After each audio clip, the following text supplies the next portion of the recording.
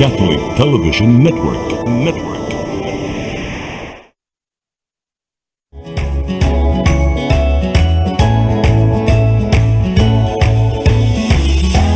Cebuanos Filipinos continue to thrive wherever they are all over the world. Catch a glimpse of their adventures as they explore and experience the world and share experiences with Filipinos living abroad. Join us and travel the world through their eyes with Attorney Divine Marshall Flores live from New Brunswick, Canada, and Tony Ortega live from British Columbia, Canada. This is CCTN International Pinoy Journeys. Good morning, Cebu. Good morning, Philippines. This is Tony Ortega live from British Columbia, Canada. So ngayong umaga, mag-iisa lang tayo kasi ang co-host ko po parang may importante po siyang ginagawa. So wala tayong choice. Kailangang ipagpatuloy natin yung programa.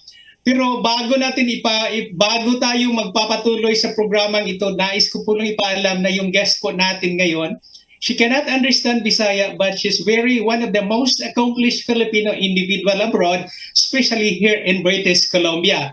So sa mga nanonood ngayon, Luzon, Visayas at Mindanao, from Canada to the world, good morning Cebu and good evening Canada. So yung guest po natin ngayon, masasabi natin na isa po siya sa sabihin nating accomplish. Alam naman natin na yung pag mayroong accomplishment, mayroong pinagdadaanan. Pero the good thing kasi, you're going to share, ang guest po natin, she is going to share her journey as she's also going to give inspiration for our viewers. So mga igsoon, yung guest po natin ngayon is no other than Miss Mylen Almendarez. Ma'am, good morning. Good morning, everybody, and good evening, Canada. Good morning, Philippines. Hi. So, una sa lahat po, Miss Mylen, kami po ang staff ng CCTN International ng Cebu Catholic Television Network dito sa Canada and sa Cebu sa Pilipinas. Kami po ay nagpapasalamat sa pagbigay ninyo ng time na para po malaman natin yung journey mo. Alam po natin na isa ka pong Pilipinang mayroong accomplishment sa community, and we all know no matter how accomplished we are, we also have the responsibility to share our journey po para po makapagbibigay ng inspirasyon. So, ma'am, before that, can you tell us briefly your journey back in the Philippines? Okay, so we came here to Canada or Vancouver actually 20 years ago, last year, like 2022, June, we came. It's our 20th year here in Canada. And it's a long journey. And where should I start? Okay. Ma'am, mayroon lang pala akong tanong, ma'am. Before ka pumunta sa Pilipinas, ano ba yung natapos mo sa Pilipinas? Okay. So, graduate ako ng business management. And then right away, I work in Land Bank of the Philippines in head office. Yes. So, after graduation and just before we came to Canada, that's where I worked. So, I worked there around 12 years in Land Bank.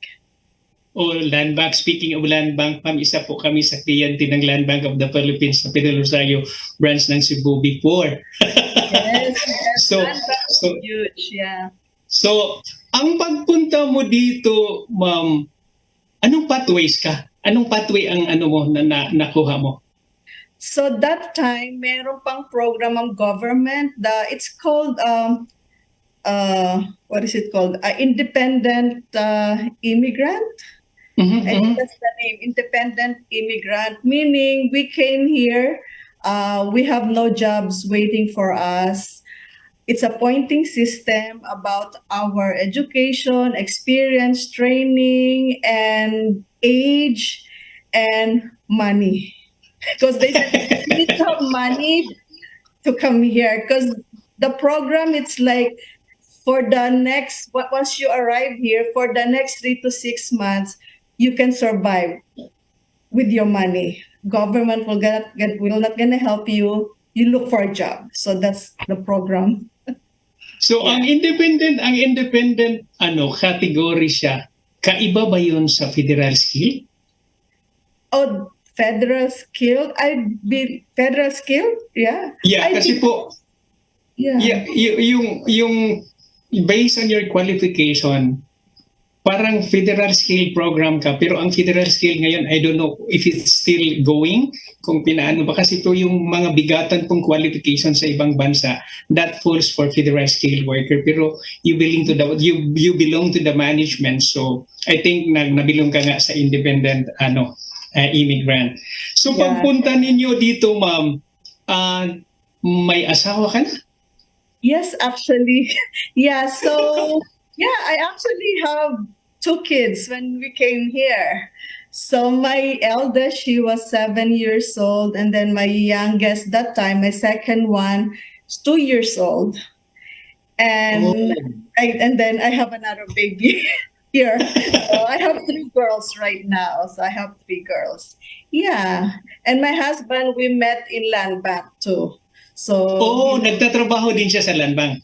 yeah, yes, he is a accountant in land bank too. So so that's where we met, and we learned about this program about the government. And I told my husband, like, do you want to try? Because I heard about this, the whole family is going.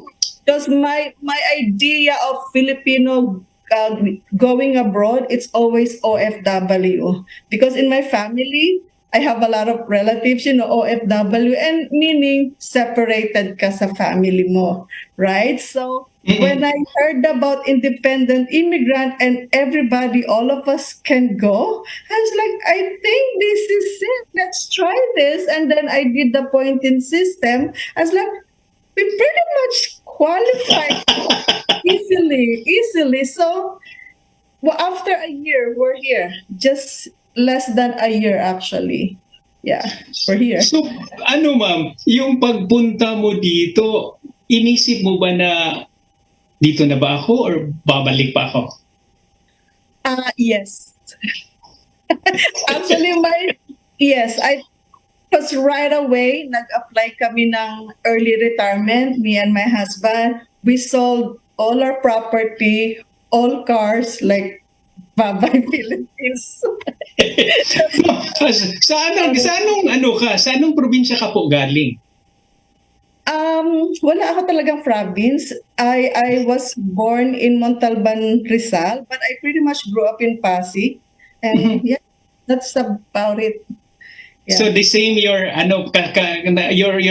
husband and you're on the same address sa Pilipinas. Yes. Like yeah. So after we get married, nakabili kami right away ng house sa Pasita, Laguna. So yeah.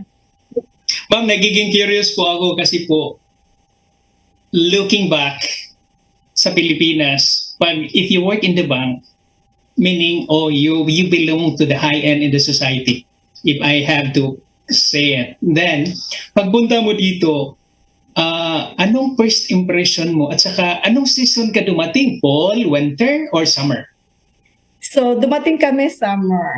So marami actually na surprise nung nag-apply kami because typical Filipino, I would say we have the ordinary dream of an ordinary Filipino. Growing up, I came from a poor family. So typically my dream is only just to finish school, get married, have kids, get a job, get a house, get a car, and we have those. I want to say, woohoo, dream come true, but no. So a lot of things evolve. And that time, just to be honest, it's about politics. Hindi ako politiko, but talagang yun yung nag-push sa amin that, what we really need to get out of here. It's not getting any better that time. So speaking of politics, kasi minention mo, mayroon tayo is politics in the real politics or politics within the workplace? No, politics like government, president. Okay. Okay po. That's all. Hindi ako politiko, pero, it's like I'm thinking of my two kids, right? I was like, I don't want them to grow up in this kind of government. Anyhow, so that's one of it, and I'm just gonna set it aside, and we're out of here. Okay. Yung pagdating ninyo dito, ma'am, si Sir, anong impression niya? Tapos, what about the kid? Oh, actually, when we came here, pretty much mentally ready kami. Because may mga land banker kami, mga taga-land bank na somehow na-get in touch namin. So, sinabihan kami ng reality na dito, hindi nyo kagad makukuha yung kung ano yung meron kayo when it comes to work because kailangan ng work experience and all that. And he even said, sabi sa husband ko, siya daw nagkargador sa sellers that time. Pero when we were talking to him, manager na siya, big time na siya sa isang casino. But he said when he started here, kargador daw siya sa seller. The term is kargador sa seller. But anyhow, my husband even said, don't worry, we're willing to start at the bottom, kahit gasoline boy. And then, and it's funny enough, when we came here, we have our car. I was like, Dad, di ka pala pwedeng maging gasoline boy dito. Kasi kanya-kanya pala ng gasolina dito. Kasi tayo pala mag-gasolina. Parang mentally, parang ready kami that we will start somewhere. Okay. Yeah. Ang mga bata, Ma'am Len, paano sila nagkakaproblema ba sila sa adjustment pagdating nila? Actually, no. Para silang born dito. Alam mo, bata, 2 years old and 7, right away, they're okay, walang jet lag. Oh, but the funny thing is, when we came here, sa Coquitlam muna kami nakatira with the, land banker friend. And after that, right away, nagka-chicken pox siya. So we really have to stay in the basement for some time. But totally after that, she's fine. But ang bata, it's so easy. Right away, nag-i-English. Yung second daughter ko, she barely speak when she came here. So pretty mabilis lang sila. Kami ang medyo, struggling. Survival. Pagdating dito, ma'am, yung alam mo, sanay tayo sa pagkaing Pilipino. I don't know kung that time marami na bang Pilipinong nagtitinda ng mga pagkaing Pilipino. Anong sa palagay ninyo that time? Sa pagkain, wala naman kaming parang problema. Malapit kami sa superstore that time sa may Metro Town. So may TNT doon. So parang hindi kami nanibago sa pagkain. Isa lang right away na parang nare-recall ko pa hanggang ngayon. Ang napansin ko right away, ko parang ang sarap ng chicken dito. Yung chicken. Kasi nadagyan lang namin ng salt and pepper at ibe-bake. Ang sarap ng chicken sa Canada. Parang gano'n. Yun lang napansin ko. Akala ko sabihin mo na ang sarap ng rice dito. Oh yes, speaking of rice, maraming kwento yan sa mga anak ko actually nung nag-start ng school. Kasi nagbabaon sila ng rice. Sila lang daw nagbabaon. Yung panganay ko ng rice. Minsan may sinigang pa siya, nilalagyan na namin ng sabaw yung rice. Sinigang, na-chop na yung pork. Para susubuin na lang niya. Nagtataka daw, pag daw binuksan niya, ayaw na niya kasi smelly daw sa lahat. Sabi ko gano'n. Yeah. Okay. Pagdating ninyo dito, I'm sure, Ma'am Len, pagdating ninyo dito, di ba may mga bills tayo agad. Tapos kailangan nating maghanap ng trabaho. Anong unang trabaho na pinasukan mo? Tim Hortons! Tim Hortons, yes. Yeah. Nakabili kami ng first house namin katas ng Tim Hortons. So ako yung cashier sa harapan. yung husband ko na accountant, naging baker sa likod. Sa same Okay. branch kami, may tumulong sa amin na Pilipino rin na gusto niyo muna habang nag-iintay. So kami naman, like what I said, whatever goes in our face, Yes, yes. we'll do it. Kasi ayaw namin maubos yung baon namin pera, pambayad ba? And then at the same time, ang kagandahan nun, may dalawa akong anak, malaki pala yung binibigay ng government. Sabi ko, bayad na yun. Actually, rent namin bayad na sa binibigay ng government. Sabi ko, okay pala sa Canada. So pagdating mo dito, ma'am, dalawa ang anak mo. Yes, dalawa. So hanggang ngayon, dalawa pa rin. Tatlo na anak ko, tatlo na. Ma'am, yung galing ka sa bangko pagdating mo dito, tapos pumunta tayo sa, alam mo na, coming is, asipin mo na natin yung survival natin. Yeah. Anong feeling mo, ma'am, na galing ka po sa napakataas na position back in the Philippines in the bank, pagdating natin dito, we ended up to the Tim Hortons. Hindi naman ibig sabihin na nilo-lockdown natin. Oh, no. You know what? I know, for some reason, nung pumunta ako dito, para akong feeling ko, I'm gonna go somewhere, but I have to start somewhere. So, parang whatever it is, hindi talaga ako yung parang, although may kwento na nakakaiyak, right? Sa Tim Hortons, sabihin ko na, first time kong magwalis na, alam mo yung walis na pag ganon? Di ba, Mop? Yung mop?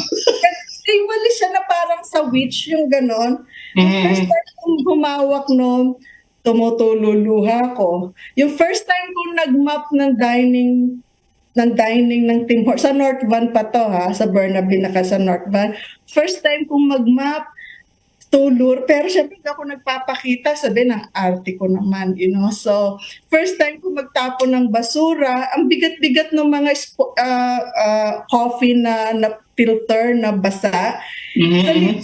Sa liit ko nito, hindi ko ma-reach yung malaking garbage bin. I have to do like 3 times, 1, 2, bago umakyat yung garbage. So parang sa gabi, parang 10 garbage na itatapon mo.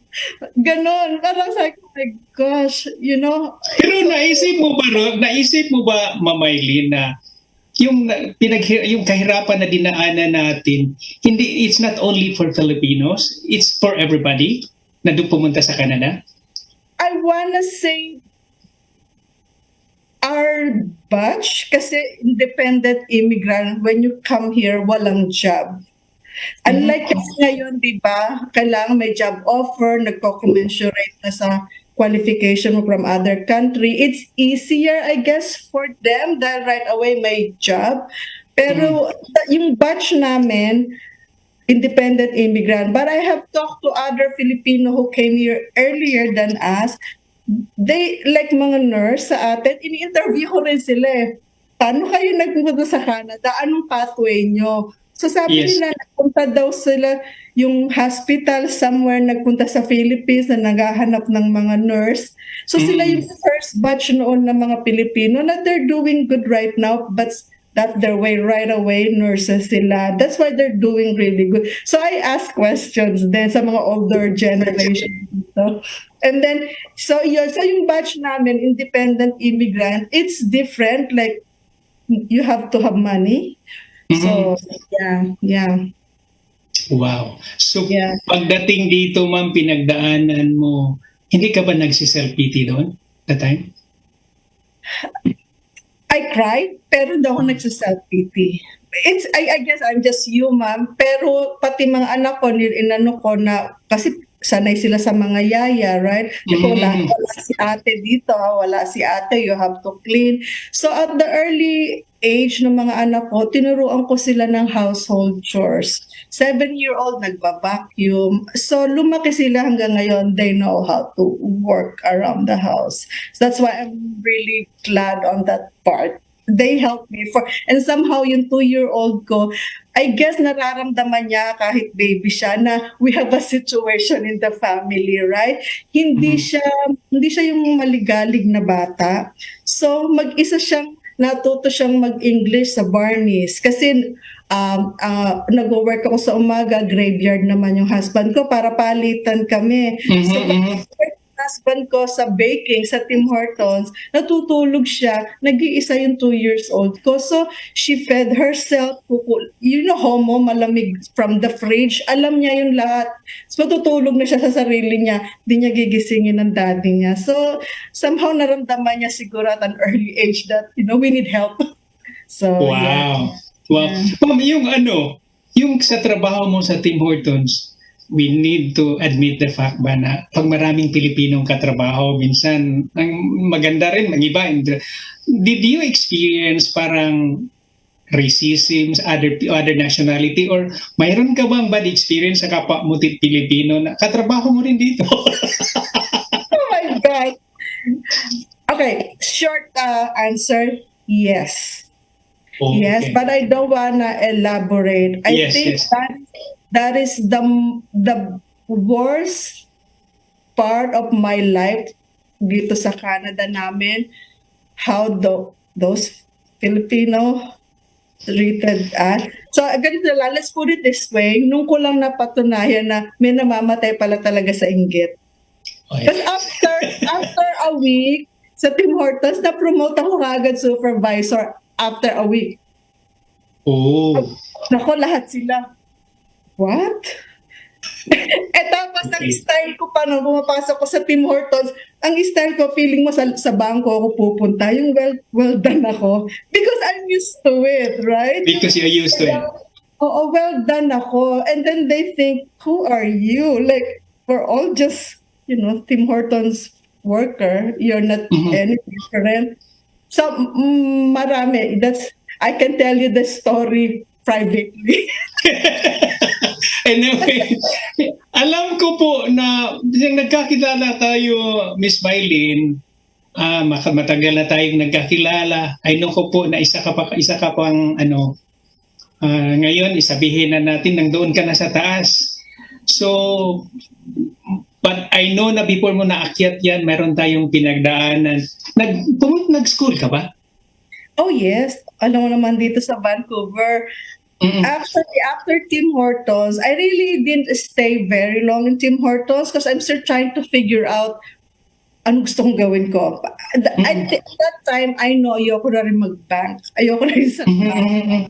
I want to do something. And then, right away, and then I'm walking sa Metro Town, bigla akong naglalakad, may nakita akong salon. You know how the hairstylists are well done, head to toe, like nice hair, makeup.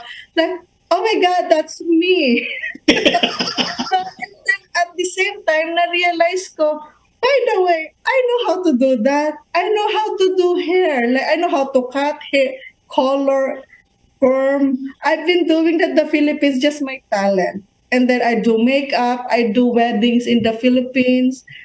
Debut. I do makeup. So it's like, oh my God, I just realized I have another, talent or passion. So I ended up, I went up to school right away to get a license for hairstyling course. So Tim Hortons, and then I became a hairstylist in Metro Town. So nagtatrabaho ka bilang isang hairstylist? Yeah. How long, ma'am? 12 years. Oh. Around 12 years. And then I realized now, you know what? I just realized this is just my passion. I can do more. I mean, mentally, I can do more. I know myself. And then at least I experienced my passion. I love it, but I don't think I can grow old on this business. So it's like, I need to do something. So I met a former colleague. So ended up, I got my financial license again. And I got my real estate license almost the same time. So I'm trying to figure out what do I really want. I still in the transition again. What do I really want to do now? I'm not getting any younger, right? And then I realized, yes, I want to concentrate in real estate. That was 2012. Oh, before tayo magpapatuloy, ma'am, alam natin dito na yung kultura, pag dinadala natin yung mga bata dito, maliit pa sila, di natin talaga masasabi na ano yung values na i-instill natin sa mga bata when we were in the Philippines, madala pa rin dito sa Canada. Kumusta po ang experience sa mga bata habang lumalaki? I wanna be like happy and grateful because my girls, they turn out what I am expected. I wanna say thank you to me, but thank you to I tried. We tried. Me and my husband, we tried to instill Filipino values for them. So, not being loved. But of course, there are some questions from them na hindi ako sometimes ready, na I didn't expect na tinuturo sa school.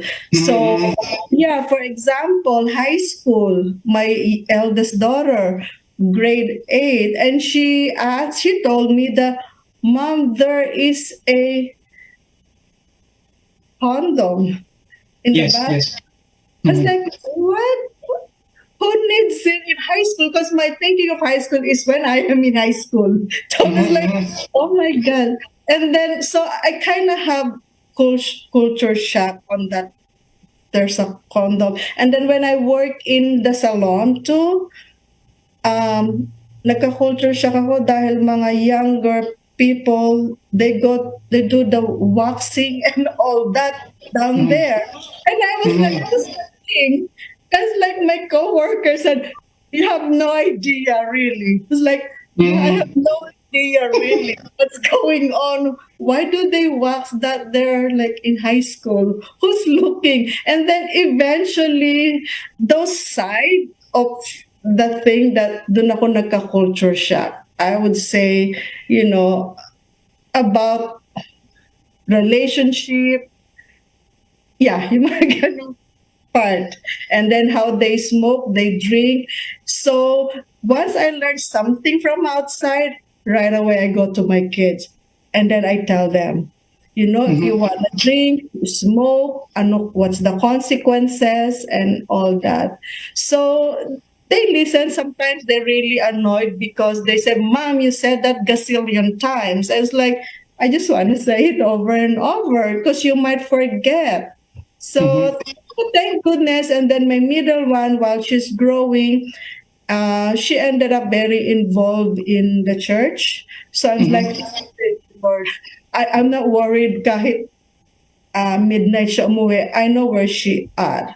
They're doing fellowship. They're doing, godly thing. So Ilan, ma'am? How old is your eldest, ma'am? she's 27. Then what? Oh my God. 27. Yeah, I think 27. Is she or he? She, 3 girls. Okay, 27. tatlong babae, pati din ako, tatlong babae rin ang sa akin. Yeah. Na-experience mo ba, ma'am, na babae ang sa'yo? Yun bang relationship na yung live-in lang? What was your first reaction? No, thank goodness. No, Nadia, my 27, she still lives with me right now. Oh, okay. And it's so funny, when she graduated high school, you know who asked her, when is she moving out? My youngest daughter. She's like, Ate, when are you moving out? Because she wanted the bedroom of her sister. And she saw I'm not going anywhere. And it's like, it's very expensive. And, and I said, no, Filipino culture, as long as you're not married, you can stay as long as you want. But of course, they're helping. They paid some stuff, right? So that's how we do it. And until now, I told her, like, pretend you're paying a rent because she's not paying rent, right? But save it. Real estate, my mind, right? Real estate. You have to buy your own place. So that's the goal. Yes, she's saving. And yes, she has a boyfriend and they intend to buy their own place. Oh, so hindi pa sila nag-aasawa ang tatlo mo? No. No, thank goodness. Yeah. But it's okay. She's older now. So I'm okay. Whatever. It doesn't really matter now. But she already moves out from you? No. She still lives with me. Yeah, so... Oh, okay. So, ma'am, na-experience mo ba na kahit Okay, I know you're overage na. Supposedly, kailangan mo na. Pero nakatira pa rin sa'yo. Dumating ba sa punto mo na, oh, alas 12 na ng gabi, hindi pa umuwi? Ano kayang nangyari doon? No, I'm not really worried kasi I know who they are with. So parang hindi ako worry kasi I always tell my girls, I trust you. Just tell me. I always tell them if you're going anywhere, because right now they travel on their own, right? Just tell me which your flight, who's with you, which country. So if it is, because I trust you, however, at the same time, I don't trust people around you. Things happen, accident happen. I just so that I know where to start looking for you, right? One night you didn't go home, so I know where to start looking for you. But otherwise, you can do whatever and go wherever you want. Yeah. Ma'am, coming to Canada is is a humbling experience. Yeah. Anong pagkakaiba sa pananaw ng dito ka na sa Canada? Anong sa palagay mo yung pagkakaiba pag nandun ka sa Pilipinas, yung the way we look at it in life, in workplace, or even in governance, anong sa palagay mo ang pagkakaiba? Well, can you imagine as a G7 and third world country, right? So really, Okay. you can see, right? G7 okay. third world country. I just don't wanna answer that kasi syempre, paano Philippines, right? So Ang ibig ko sabihin, ma'am, ba yung sa pananaw sa buhay, example po, pag sa Pilipinas, pag nagdadala ka ng basura, you just throw it anywhere. Mga yung ganon. Oo. Yeah. Actually, that's one of the reason too why I know hindi smart yung decision, ang reason ko why we left, because in my mind that time when it comes to garbage, politics, in my mind, like I am nobody. I have no connection. I have no influence. I don't know what to do. So, yung parang taong pag walang magawa, nagwo-walk away na lang. And it's sad that's what we did. Nag-walk away kami sa Philippines just because I don't know how to help. Like, that's the thing. Hindi ako proud sa pag-walk away namin ng Philippines. My heart is in the Philippines. Handyan pa lahat ang relatives. But that time, like what I said, looking around, there's a lot of poverty. I was like, what can I do? Like, I am nobody. I have no money. What can I do? And then, can't do anything. I just turn my, face and walk away and move out of the country. So it's like, yeah. Naisipan mo ba na pinapunta ka ng Panginoon dito kasi may balak po siya na baka may matulungan ka rin sa Pilipinas? I wanna say yes. Meron ako mga pinag-aral na hindi ko kilala. Oh, wow. True Ancop. Nakagraduate na nga ata hindi ko kilala. So yes, nagpaaral ako ng hindi ko kilalang bata. And yeah, in very small way, yeah. Sa palagay mo, Miss Mylen, kahit nandito ka, do you still recommend your friend? I know, dito sa Canada, alam ko ikaw na yung interaction mo, not only the Filipino community, I know you're very diverse. Do you still recommend, hey, why don't you try visiting the Philippines?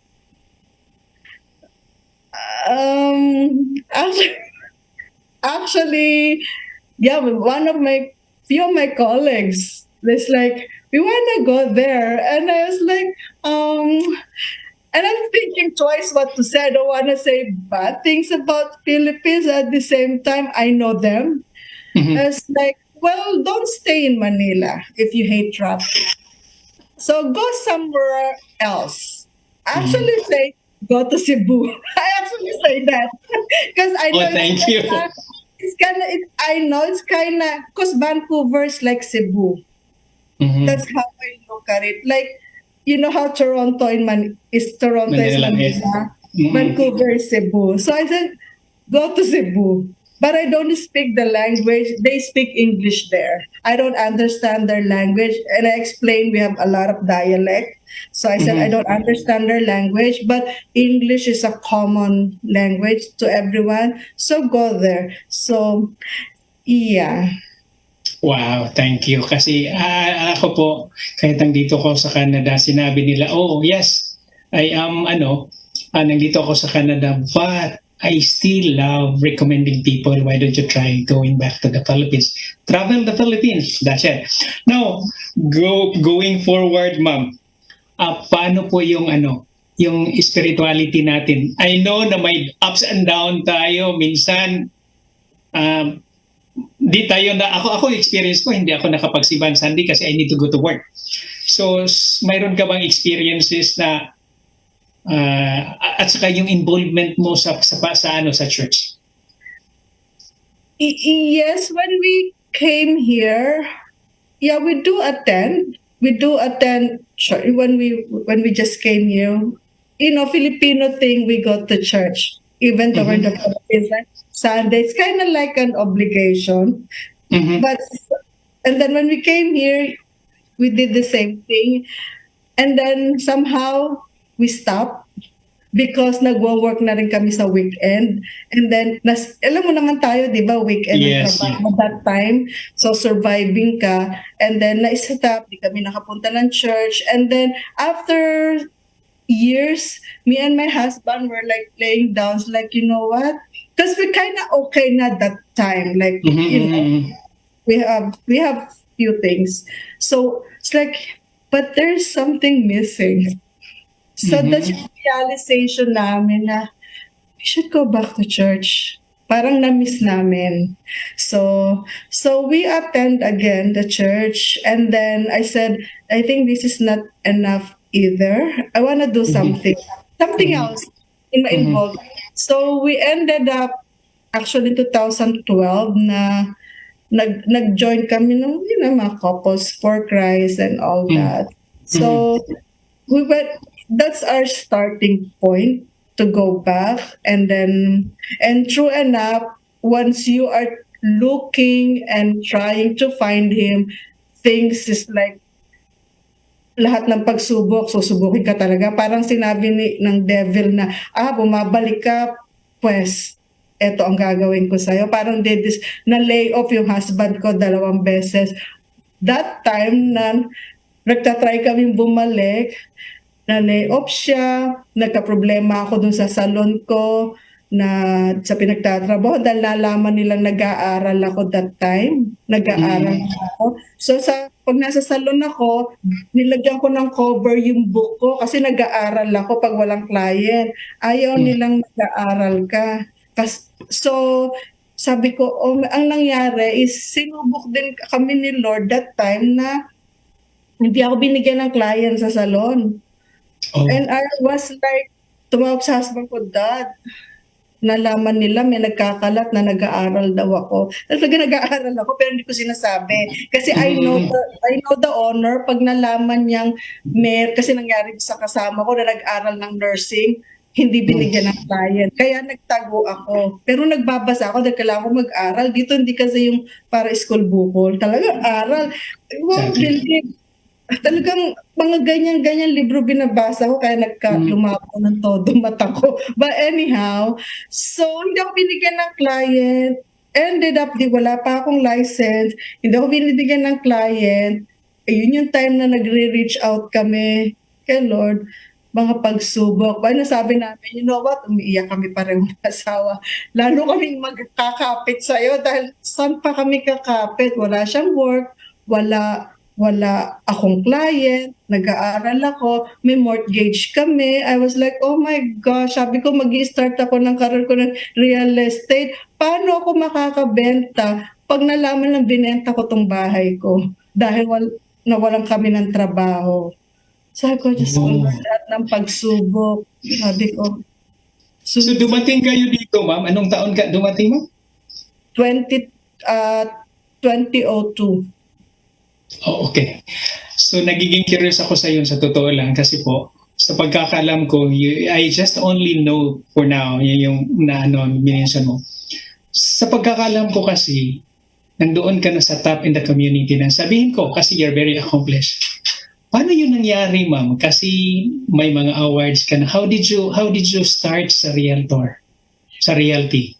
Realty, well, not in every business. Pag nag-i-start ka, it's not easy, right? So when I started, kung kaya yung maraming nagba-back out dito, lalo na yung mga single person, kasi sa real estate, kung wala akong husband that time, magugutom ako. Gutom. Kasi maka-close ka ngayon, buwan na to, ang commission mo pa after 2 months, after 3 months. So, the meantime, paano ka kakain? Paano ka magbabayad ng bills and all that? So, buti lang may husband ako, otherwise gutom ako noon. But like I said, starting, going out, calling, and yeah. And the rest is history. Yes. Anong ang company ka, ma'am? Anong affiliation mo sa realty mo na business? Ang company ko is McDonald Realty. Yun ba ang pinaka-number one na realty corporation dito sa British Columbia, right? I think they're one of the top. I'm not really sure if they're number one. So, pero I know they are local. Dito kasi talaga sila. So, they are known, pero hindi sila kasing laki nung ibang, for example, Remax and all that. So, yeah, but I know they are in the top, few. Yeah. Sa palagay mo ngayon, ma'am, yung mga nanonood natin ngayon, marami tayong nanonood na, sa Pilipinas, but your market kasi dito ngayon sa British Columbia, marami pong nanonood sa atin ngayon. Ano yung maipapayo mo sa mga bagong dumating or yung mga taong wala pang bahay at saka mayroon naman talagang mga tao na kahit wala pang bahay, they really not want to get the house kasi may balak din siya, baka gusto nilang umuwi sa Pilipinas, pabalik-balik na lang dito. Ano yung maipapayo mo ngayon, ma'am, sa mga taong nag-iisip bumili ng bahay? Kasi ngayon is ang inflation rate ngayon is tumaas na tamas talaga ito. Anong may papayo mo? So, number one, save as much the down payment. So, the more down payment, lesser mortgage. Pag nag-mortgage sila. Number two, take care of their credit score. Very important. So, and then, alagaan ng pag bibili ka kasi titingnan yung income mo, credit score mo, liability mo. So, yung iba kasing Pilipino, which, kanya-kanya kasing diskarte, talagang nauna yung gara ng sasakyan. Parang sa kanila, they feel good about it, which is nothing wrong with that. So, nagre-rent sila, but they have the very, very nice car, which is, in my opinion, madali lang yung car. Malaki kasi yung kinakain ng monthly payment ng car sa approval mo. So, ganun ba yun? Oo. So, have a regular job as much. Yung iba kasing client, sinasabi, ate, more than full-time pa ako, 2 part-time ang work ko.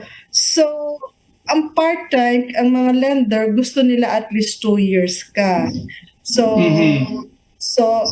yun para ma-establish yung income mo. Otherwise, kahit 2 income mo, pero pareho ka naman part-time, mahihirapan ka rin makakuha ng mortgage. So, yun. Yeah. So, ang ma'am, sa nakita ko kasi sa profile mo, isa ka sa mga top, sabihin natin, pinaka performance-wise is mataas. If I can remember, nakita ko sa profile mo, nakabinta ka ng 100 plus na houses in a year? Ay, hindi naman siya 100 plus karami. But, yeah, it's kind of a lot. So, just last year, sa office namin, so top 1 ako. And then, again, kasama ako sa top 10% realtor sa buong Greater Vancouver. So, yeah. When you say Greater Vancouver, ma'am, can you explain to our viewers ano yung ibig sabihin? Oo. So, yung Greater Vancouver is like, ang mga city na kasama niyan is yung North Van hanggang West Van, Richmond, all the way to Mission. Kasama pa rin dyan ng Whistler, Squamish, and all that. So kasi ang Lower Mainland divided yan sa two, Greater Vancouver and Fraser Valley. So yung Fraser Valley kasi meron silang sariling board. So ako nasa Greater Vancouver ako. So yun siya, Greater Vancouver. Sa palagay mo, Ma'am Mylen, ang mga tao ngayon na nagbalak na bumili ng bahay, is this the right time buying or is the right time or selling? Selling ba or buying? So it's still the best time to buy. Kahit sinasabi nung iba na ang laki naman ng interest and all that. Pero bumaba naman ng presyo ng mga property. And hindi naman yan magtatagal. Just maybe next year, we wanna say should be okay. Hindi siya bababa, kagaya nung before na mga 2%, 2.5, bababa pa rin siya. And yung binili mong property na mababa ngayon, magiging opposite. Kasi ang nangyayari kasi, pwede mo namang ilak yung mortgage mo ngayon, say 2 years or 3 years. After that, for sure, bababa ang interest rate. Pero yung binili mong property ngayon na mababa, yun naman ang tataas. So, panalo ka pa rin doon. So, kaya huwag matatakot sa mataas na interest rate. Nung bumili rin kami nung property namin in 2003, kasi after a year, bumili kaagad kami nung first townhouse namin dito. Mga ganito rin yung market noon, ganito rin ang interest rate. Pero hindi kami nag-isip ang taas na interest rate. Whatever, basta gusto namin bumili kaysa magre-rent kami. Kasi nagre-rent kami malapit sa Metro Town. Yung 2-bedroom na maliit, nasa 1,000. Yung bumili kami ng bahay na townhouse dito pa rin sa Burnaby, ang naging mortgage namin, 800. Mas mababa pa that time. And then ang interest rate around 7% din. So, but pero tingnan mo, malaki pa rin yung kinita namin. So, Ma'am, may nagtatext mo sa atin dito. Advisable ba daw na hindi sila gustong bumili? Ang parents po ay ang bumili ng bahay na under sa pangalan na, pero yung anak niya may trabaho. Tapos gusto nilang bumili ng bahay na i-under sa anak, tutulong na lang siya. Posible ba daw yun? Pwede naman. Marami namang gumagawa dito. Usually, yung mama nagbibigay ng down payment. So, kung yung anak ang bibili, correct? Yung anak yung... Yes, ang anak po ang mag-a-apply talaga. Pero yung kasama na po yung mga magulang sa paperwork nila para po ma-approve. Kasi gusto ng magulang na, okay, dito na lang kami. Balak naming umuwi sa Pilipinas. Mayroon kaming room dito.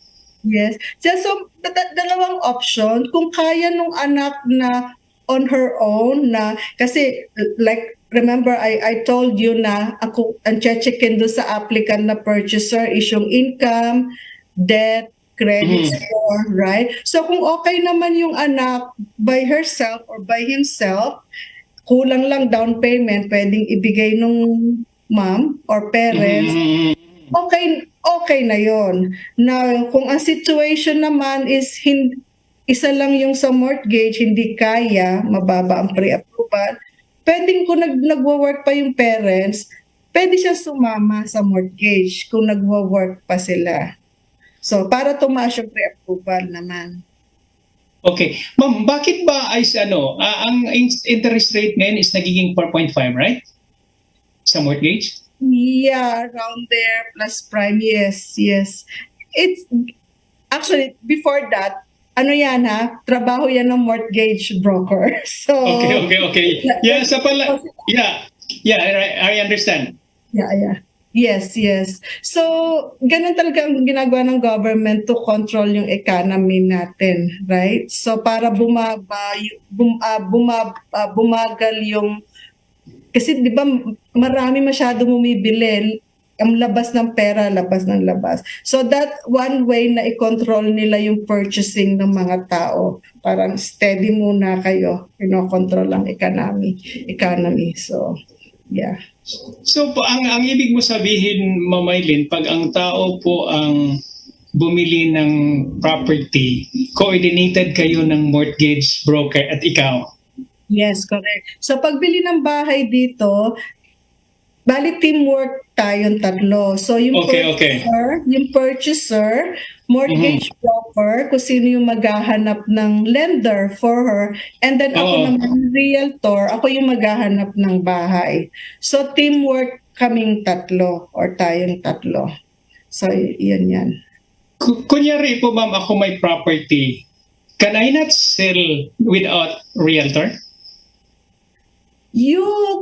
Una-una, how would you market your property? Okay. So that's the thing. And how would you know yung market value? So yun yung mga question that you have to ask yourself, kaya mo ba yan? Can you show it sa mga demanding realtor na we want it now or let's meet now, and you are at work. So kasi minsan ang buyer pag gustong pumunta at ikaw yung owner, ikaw lang yung magbebenta on your own, it's just too hard for you. Yeah. Can you say also na pag hindi ka maghanap ng realtor, parang alanganin ka when it comes to documentation at saka yung safety po? Yes, number one, safety. You just don't know kung sino yung although in most cases, yung mga ikaw ang seller, is that what you mean, right? Seller, you don't want to hire a realtor? Is that the scenario? Yeah, kasi po, mayroon akong experience na para daw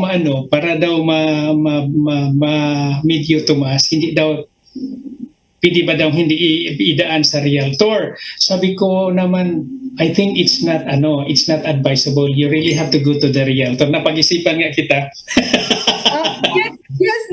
Yes, definitely. Because like what I said, kung ikaw ang seller, para na lang easier explanation, ikaw ang seller, ayaw mong dumaan sa realtor. So number one, how would you market your property? Right. Ma'am, sa mga nanonood natin ngayon, ma'am, paano ka makontak? Kasi kung gusto pong may naka-line up ngayon na maibenta ko na to kasi uuwi na ako, or baka ibenta ko to, bibili na naman ako. How can we call you? Very easy. Google my name or put it on your link sa inyong show. But Mylen Almendarez. Just Google my name. Makikita nyo lahat. Very visible ako online. So, ang contact number ko, I have a website too, mylenalmendarez.com. I have Facebook page and Instagram. Yeah. Okay. Ma'am, yung oras natin is parang we run out of time na. Ano yung maipapayo mo sa mga Pilipino na balak magpunta sa Canada at saka yung mga taong balak bumili ng bahay? Anong maisabi mo? Kontakin ka ba? Ganon. Yes. So, kahit question lang, kasi maraming Pilipino hindi pa daw ready, but they wanna know about real estate, feel free to call me. Libre naman yung pagtatanong. Everything, as long as alam ko sagot, I can answer you. So, regarding real estate, call me, text me, message me. No problem about that. Yung pagpunta naman dito, I guess, since I came here in different program, wala na akong mapayo sa side na to. But kasi yung mga pumupunta ngayon dito, may mga job na sila eh. Kasi ganun na ngayon right? So, lucky for them. Lucky for them, may job na naghihintay sila dito sa kanila when they come here. So, yeah. Karamihan dito ngayon is nagpunta mga student visa.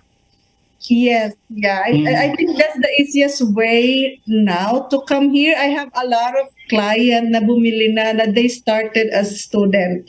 So they finish here and then of course lahat ng down payment padala ni mothers and father from the Philippines. So yeah, marami na akong client na nag-start na and bumili na ng mga property dito. So, Okay. yeah. Ma'am, salamat sa time mo na pag-share sa journey mo dito at saka yung program na to, this is live all over the Philippines at saka may replay po tayo sa Saturday kasi Friday ngayon sa Pilipinas.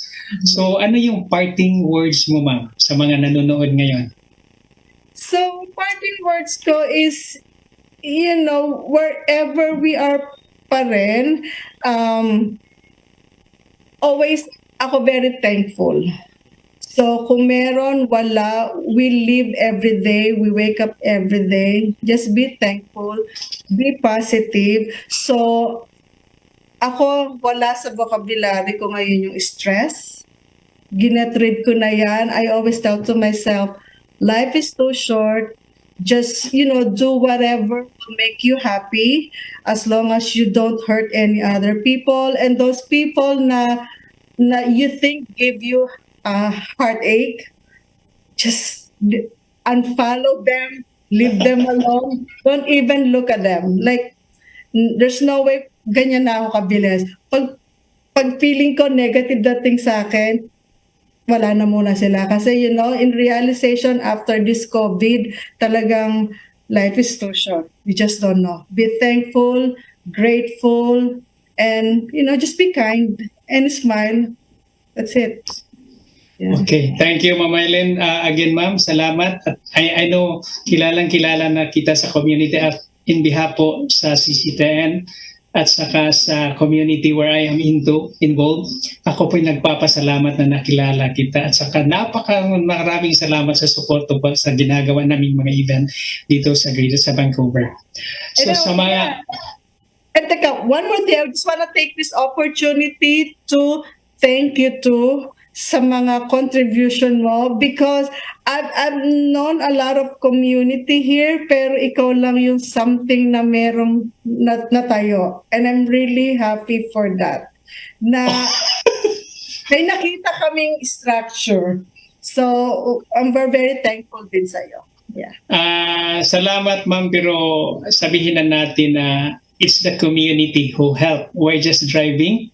Pero that's the community as a whole. So, salamat po sa involvement. So, mga kaibigan, natapos na naman yung programa natin at sana po may natutunan kayo at nakapagbigay kami ng inspirasyon sa mga nanonood natin dito at sana po sa susunod na week na to, palagi kayong nanonood sa programa namin sa CCTN International Pinoy Journey at nagpapasalamat din kami kay Tatay Dudong, Nanay Dayan Limchua, the Archbishop of Cebu for giving us the opportunity na ma-onboard sa estasyon na ito at lalo na po sa mga taga-TOC ngayon, sila Inday. Salamat po. I know na yung connection natin is parang nagkakaproblema tayo start but we were able to resolve it. So sana sa the next week, the same station, the same time, here in CCTN International Pinoy Journey. This is Tony Ortega live from British Columbia, Canada. Good evening.